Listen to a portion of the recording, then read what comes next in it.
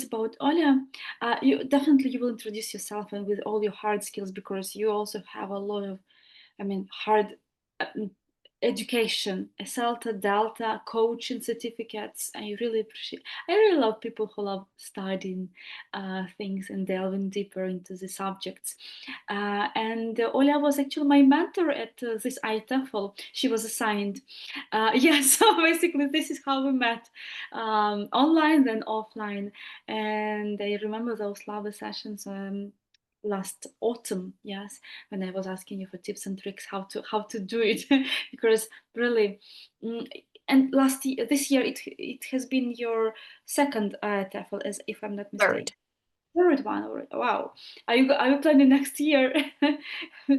Hopefully, fingers crossed, but I'm not sure, There is a lot of volatility in the world, right? And every session was about coaching, or you took different. No, I had different talks, and so I'll add a couple of things about that. But yes, it was my third time, and I talked about foreign language anxiety from the perspective of how our brain gets activated when we speak a different language. Also about neurolanguage coaching, and that was the Business English conference in Malta. And this time it was about like a glimpse into the future and AI and how brain is activated in that respect. Thank you. So over to you. Thank you. Do I have to share my screen now? Is that right? Okay. Please let me know if you can see anything here. Just a second. Okay, can you see my presentation now? Yes. Now, yes. Good. Okay. I don't see the chat now, but Ala, please tell me if People also write yes. yeah, Yes. if there will be any pluses or something like that in the chat. Okay. So So thank I'm you. here. Yeah, thank you. Thank you, Ala, for such a lovely introduction. And it is a huge honor for me to deliver my talk before the Ukrainian audience, right? I'm grateful to each and every one of you for staying till the very end of this week-long brunch. And I hope that Friday might be your cherry on top, who knows? And I would also like to take this moment to extend my gratitude to both of you, to Ala and Natalia, for inviting me to this amazing conference, because I feel thrilled that so many Ukrainian educators have gathered to contribute to a greater cause of sharing their knowledge and insights from the conference with those who didn't have a chance to go to Edinburgh this year, who couldn't afford to go there, right? Because that can be the case too, or simply who couldn't make it for some other reasons, right? And I'm glad that Ukrainians are always willing to learn from their peers, because this is exactly how we can grow as a community and as individuals as well. Personally, I have returned from the conference bursting with ideas, and that is why it's an immense pleasure to share at least some of them with you. So just so you don't feel like you're listening to some sort of stranger, I'll add a couple of things to Ala's introduction. That is right, I'm a neurolanguage coach, ICF-accredited, and that means that I coach my adult learners through various models to their end goal more efficiently. So that is the learning process there is more efficient, and that helps them streamline their English. I'm also trained as a business English tutor, and among some other certifications I have are, of course, EAE and CPE certificates, which prove my level of English. I got Delta qualified last year. I didn't get CELTA, by the way, just to point that out. I went straight to Delta M1 last year in Warsaw, and currently I'm preparing for Delta Module 3, which is all about syllabus design. So from the very beginning of my career, I started teaching internationally, which is why I got an incredible chance to work with amazing people, amazing adults from 30-something countries in the world. Despite having worked with different age groups, I prefer to work with adults now. I'm also a three-time, something that we have already mentioned, a three-time IETFL speaker in Brighton, Malta, and Edinburgh. I also spoke at TESOL and some other conferences. And the Macmillan Scholarship winner that scholarship was actually how I got to be a speaker in the first place, because some scholarships, just for you to note, if you want to submit your proposal, some scholarships presuppose your speakership as one of the options, and some do not. If you win a scholarship, you can just go there as an attendee and you don't have to be a speaker. And there is a whole story tied to that and how I got involved in IATEFL, but maybe we'll leave it for next time. Apart from that, you know that there are pre-conference events, of course. There are sessions, but there is a whole social program each day. And this year I got a chance to perform, to sing at the music night hosted by Jeremy Harmer, which of course was a great chance to share at least a little bit of the Ukrainian culture with an international audience. And don't get me wrong, these pictures are definitely not to flaunt or boast or anything like that. This is actually, I put them up there to reveal something personal.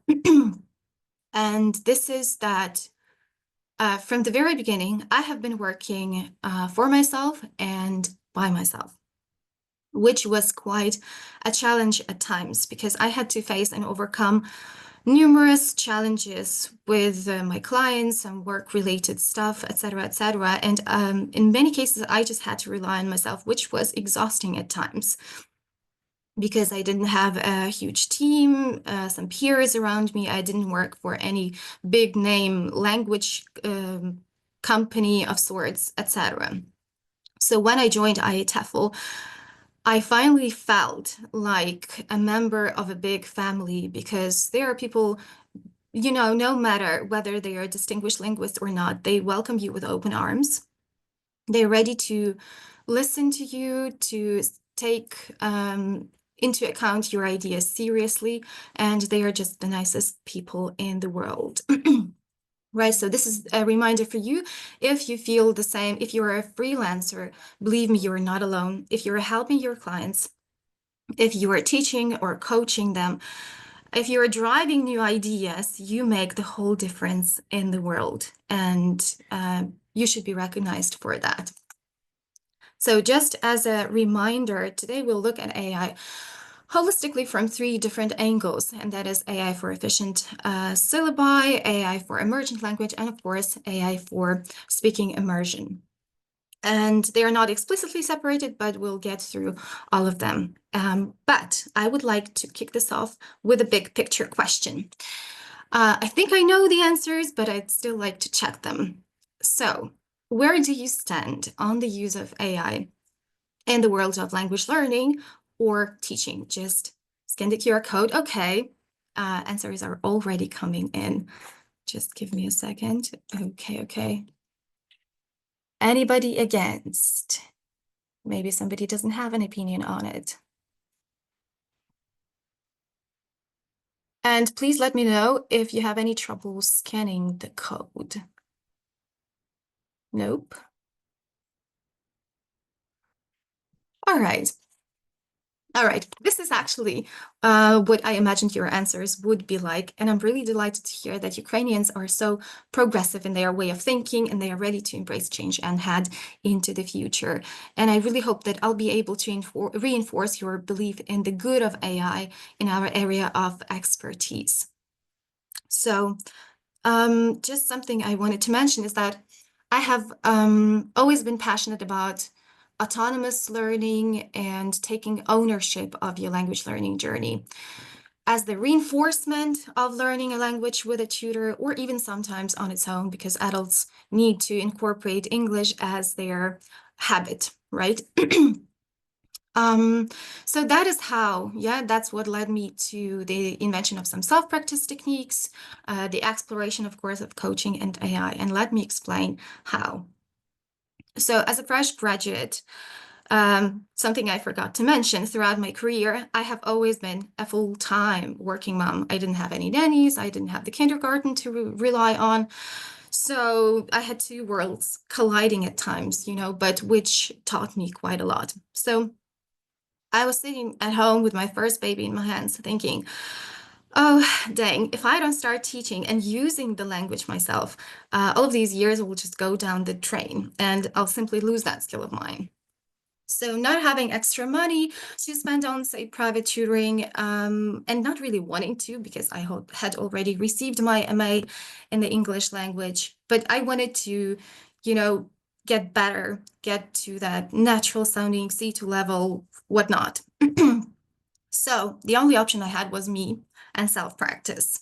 And of course, figuring out what works best for my brain as a speaker of English, not as a teacher of English, which then led me to the research about language learning and acquisition, of course, habit formation in general, and how the brain is behind all that.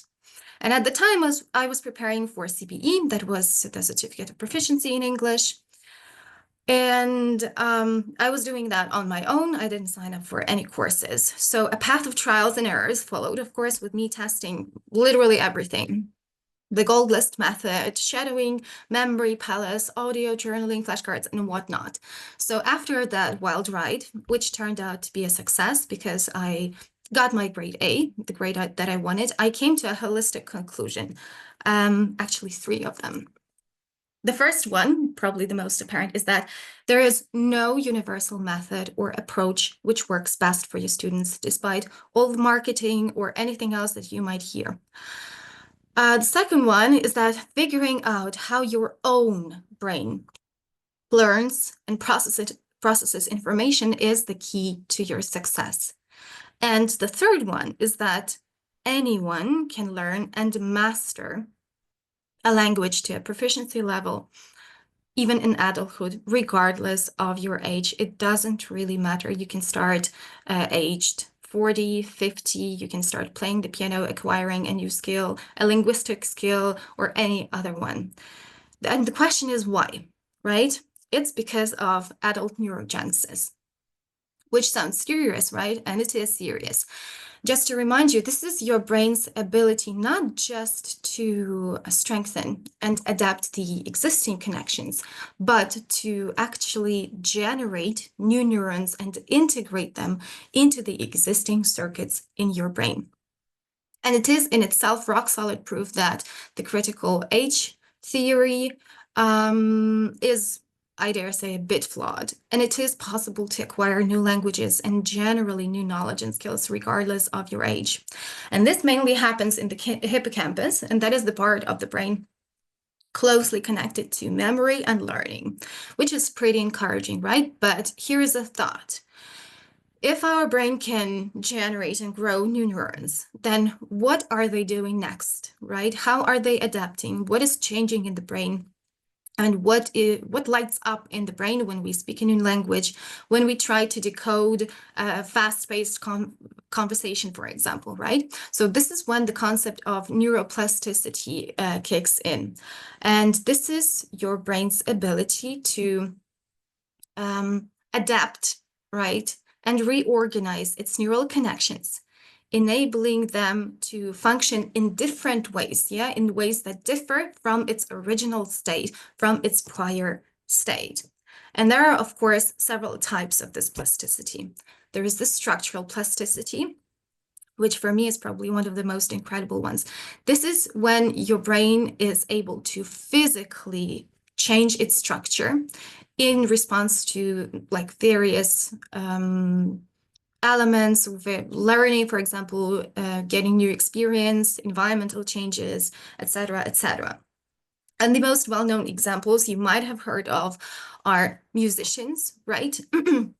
Where they have bigger areas that are responsible for finger movements, right? The motor cortex, or the well-known London taxi drivers, where they have a larger posterior campus because they have to memorize, they had to in the past before GPS, right?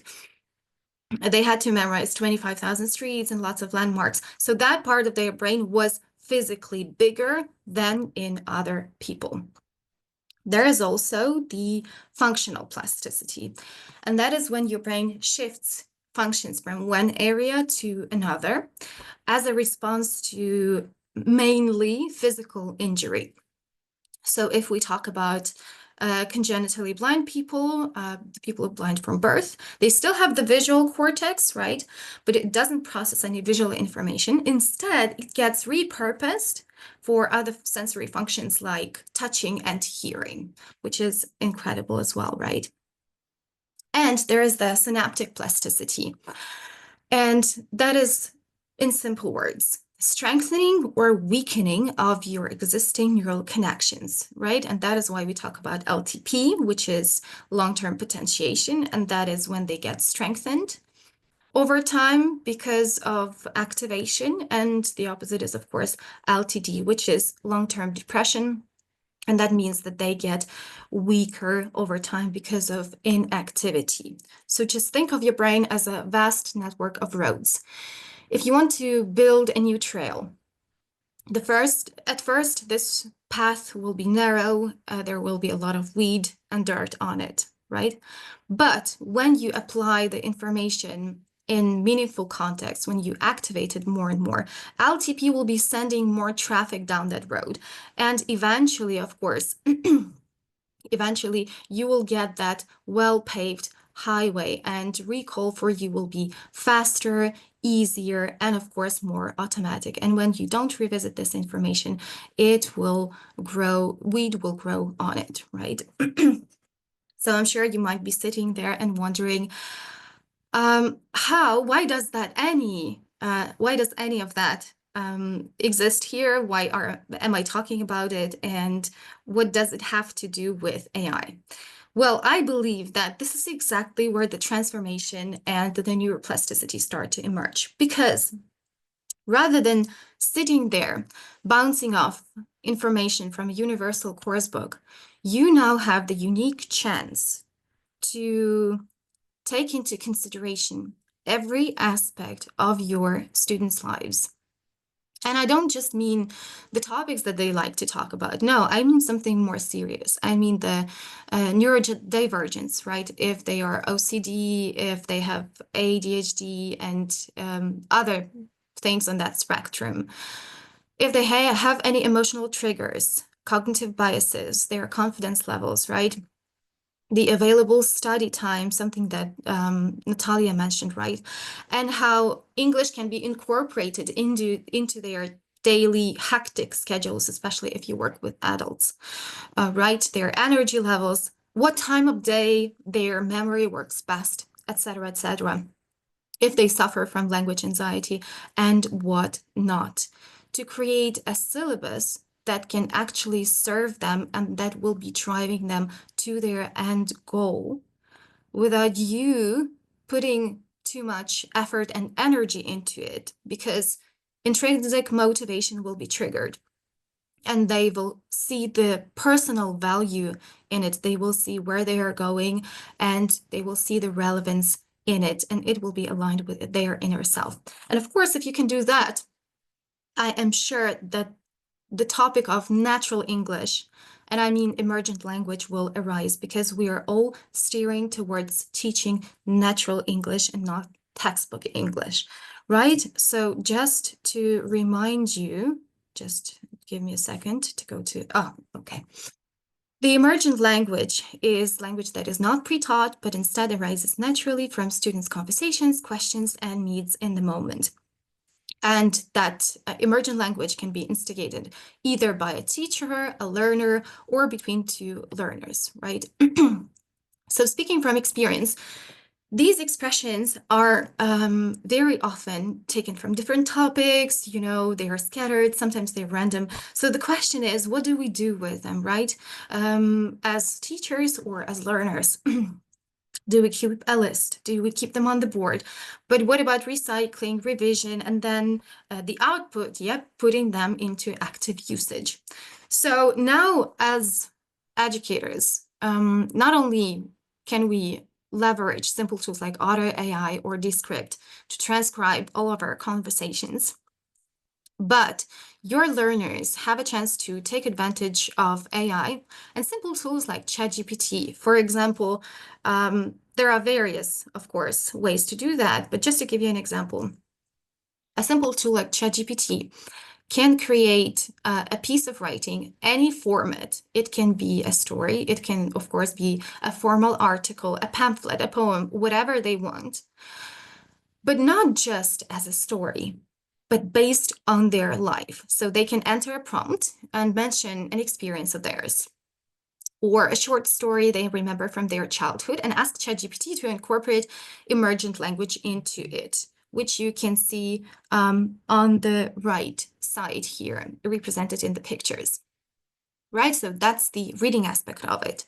They can also, to reinforce their connections, they can take it to something like 11 Labs and transform it into the listening input so that they can balance the two aspects of it. And of course, if you work with pronunciation, now you have a chance to compare British English and American English and Australian English, because there are multiple voices you can choose from, right? But the fun part starts when my students customize emergent language into various mnemonic representations of what is covered, in these expressions.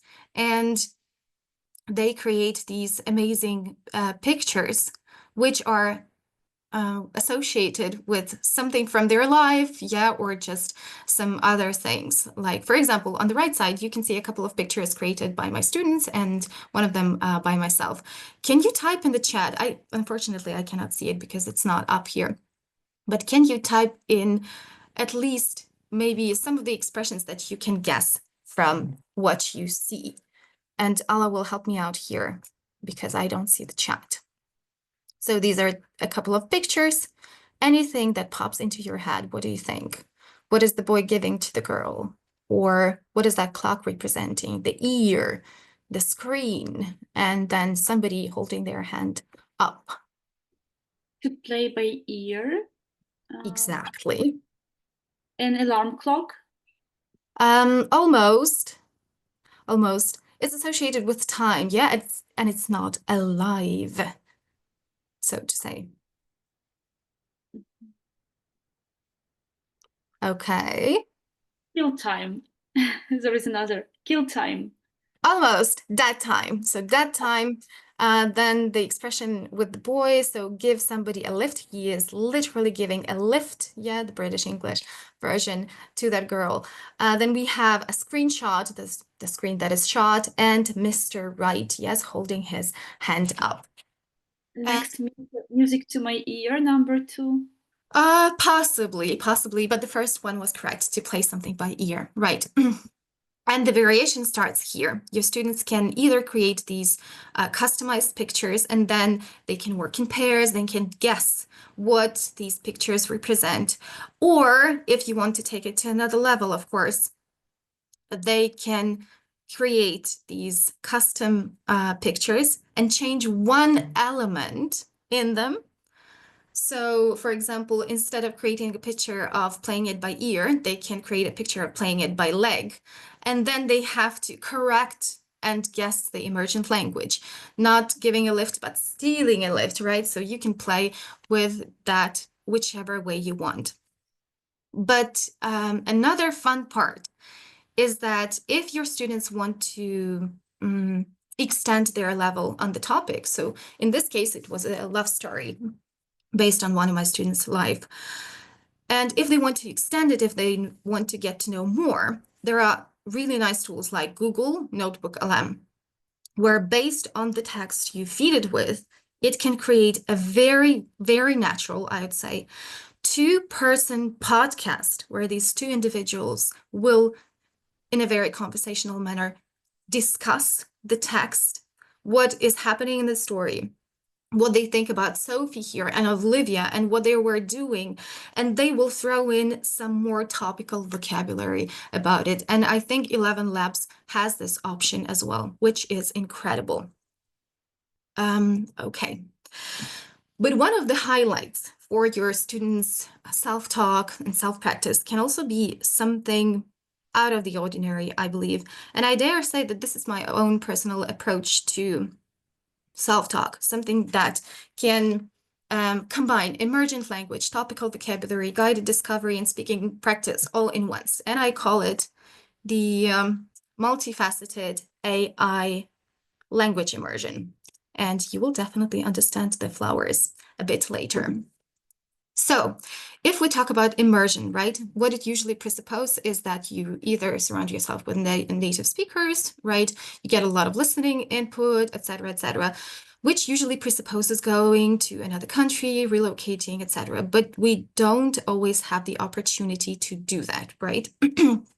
So this approach kind of redefines that by combining your own physical presence in the relevant environment that you want to learn about, with, of course, real-time support from AI tools. And the idea came to me during a very simple moment. Just to quickly wrap this up, I was in my garden and my son was playing on the swing. And sometimes I miss the feeling of, being a learner. I just wanted to practice some speaking. So I opened up ChatGPT speaking mode and I said to it that I wanted to practice my speaking. And of course, the question was, what would you like to talk about? And I didn't have anything in mind. So I just looked around and I said, well, let's talk about my garden. And this is actually the experience that I still feel thrilled about because it opened doors to a lot of, words and expressions that I would never have encountered in textbooks or any other materials for that matter. Because I started walking around, touching trees. We talked about the trellis that I have in my garden, all kinds of berries that we grow there. And then we went on to something more metaphorical. We talked about the Ukrainian tradition of whitewashing trunks, etc., etc. So I was really thrilled. So I came up to my newly built house, and then we talked about mortars, beams, all kinds of roofing, floors, the heated floors, the mortar, kinds of cement and concrete and whatnot. So I was picking up words that were really, really rooted in my world. And that is why I had only to experience and listen to them once in order to remember them. I didn't have to do any activities or anything for that matter, right? And here are the pillars that it stands on. So there is, of course, the input and output. There is a lot of reading. ChatGPT can create texts based on what you are talking about. There is instant output because you are constantly communicating off the cuff. Naturally, you are talking spontaneously to ChatGPT. There is the multimodality present in it, and I'll later explain what it means, right? Because if we look, I'll go to the slide here. If we look at Neil Fleming's VARK model, it has all the aspects there, the visual aspect of you looking at something, the reading writing aspect, the auditory aspect, because you're listening to ChatGPT's voice tool, and most importantly, the kinesthetic one, because you are present in the exact environment, you are touching these objects, you are discussing what is relevant to your life. And of course, if you want to recycle all of that, if you want to revisit it and consolidate your knowledge, it's better to store it, have just one single tab for that, and then you can open it up anytime you want, and you can ask ChatGPT to test you on everything that you have learned so far with it, either using the speaking mode or just type in anything that you want. There is, of course, the instant feedback and the formative feedback that you need to get from your teacher. And here, if you are practicing on your own in between classes, you will rely on ChatGPT for that. The emotional aspect of it, the attachment, of course, and most importantly, the lack of pressure, judgment, and marks, because at the time you won't be assessed, you won't be assigned any marks. And this is a great opportunity for your students to practice English before jumping into real life conversations in class with their peers or with you. Because believe me, last year I talked about foreign language anxiety, and there are lots and lots of students who are just petrified. They are afraid of speaking because of making mistakes, right? So from the neuroscience perspective, if we look at our brain, Of course, it strengthens your neural connections because various areas get activated. The hippocampus, storing new vocabulary, the motor cortex, because it reinforces learning through interaction and movement, and of course, prefrontal cortex for your emotions. It boosts neuroplasticity, increases retention, reduces forgetting, and like I said, it lowers foreign language anxiety. So they have that trial run before they talk to you or their peers. So I highly, highly recommend maybe encouraging your students to try this experience during summer holidays. They will definitely travel with their parents, and they can try it out in any environment they will be present in. And then when the school year begins, see if their accuracy is better, see if they can say more, if they can use the structures better, and if they are less stressed when they were before. So just to wrap it up quickly, because I don't want to use your precious time, I believe that I love this quote by John Dewey, that if we teach today's student as we taught yesterday's, we will definitely rob them of tomorrow, because we need to be ready to embrace change and head into the future. And of course, we need to be mindful of the fact that AI tools consume quite a lot of water and energy. So we need to use it sustainably and mindfully for the good, right? Not for something trivial. So encourage your students to use it for their language practice rather than just some trivial stuff. And just to lead you to my own thought is that artificial intelligence is definitely not a threat to education. It is a mirror. It reflects how willing we are to adapt, to rethink, and to grow. And since we are brunching together, I would like to leave you with some food for thought. The question is, what is my mirror reflecting about me as an educator? And that would be pretty much it from me. So think about that, of course, and if you have any questions, I would love to answer them. Ala, over to you. Please tell me if there is anything in the Q&A section or in the comment section down below. You can, of course, type in any questions that you have, reach out to me on social media, and you will get a comprehensive list of the most important AI tools for comic book creation, for visual stuff, auditory stuff from me afterwards. For now, no questions. I'm really also a bit not overwhelmed, that I have some food for thought right now. Yeah, because with neuroplasticity, it's all changing so much, because we have so many research now underway, and some research override the previous ones. So yeah, it's so interesting how it's all. How do you keep up with the latest trends in that, basically? Yeah, I know it can be overwhelming at times, but I'm trying to be open-minded and to explore new tools, to test them with my students, to get feedback on what they love or what they don't love, because some of the tools can be really natural sounding. Some of them are more robotic, so students do not prefer them. And yeah, just keep on moving forward. I really love the quote that if we teach our students the way we were taught, we rob them from the future. Really, yeah, I guess it is so true. Okay, I guess we people are still processing, I guess. Yeah. Definitely Awesome. processing all the information, because that was a lot. Thank you so much. Yeah. Thank you. Yeah, thank you, girl.